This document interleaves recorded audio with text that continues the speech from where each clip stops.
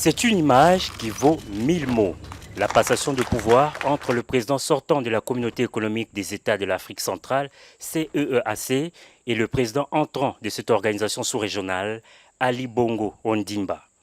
Ce moment fort a marqué le travaux à Kinshasa de la 22e session de la conférence de chefs d'État et de gouvernement. Investi, le nouveau président de la communauté a, dans sa déclaration d'acceptation, rendu un vibrant hommage à son prédécesseur pour le travail remarquable accompli au cours de son mandat. Il entend par ailleurs apporter quelques innovations au cours de sa mandature. Tout au long de mon mandat de président de la CEAC, j'entends porter une attention toute particulière au chantier du financement de notre organisation communautaire.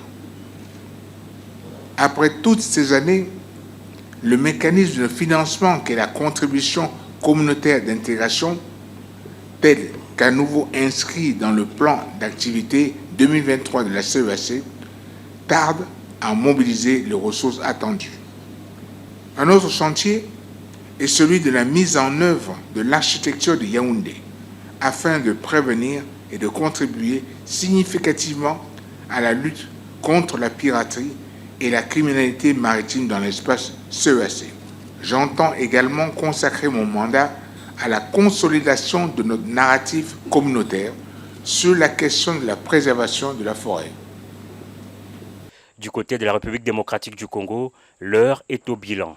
Un bilan dressé dans un contexte de crise institutionnelle au Tchad et de l'agression de l'RDC par le Rwanda sous couvert du mouvement terroriste du M23, a fait observer le président sortant de la CEAC.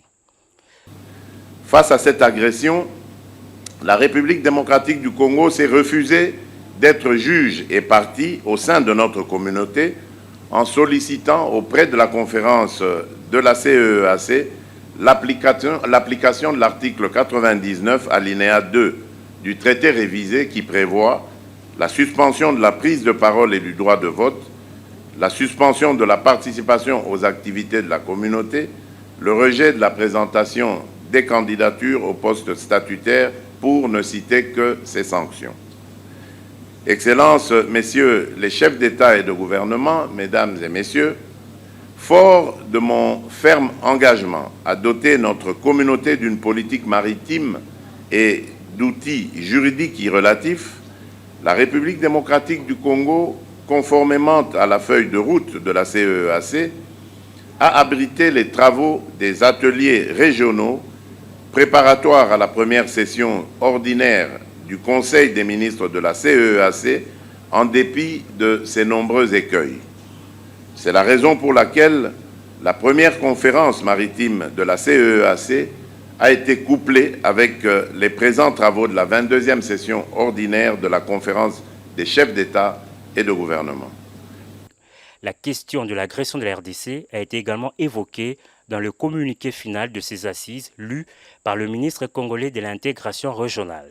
Le chef d'État déplore la dégradation continue de la situation sécuritaire dans la province du Nord Kivu et condamne sans réserve le groupe dit M23 pour ses nombreuses exactions et violences dont il se rend chaque jour coupable. De nombreuses autres allocutions ont été prononcées lors de cette conférence, parmi lesquelles celle du représentant spécial du secrétaire général de l'ONU et celle du président de la commission de la CEAC. Dans une motion de remerciement, de fleurs ont été jetées au président de la RDC pour l'organisation réussie du sommet de Kinshasa. Le regard est présentement fixé sur Libreville au Gabon en juin de cette année pour le prochain rendez-vous de la conférence des chefs d'État et de gouvernement.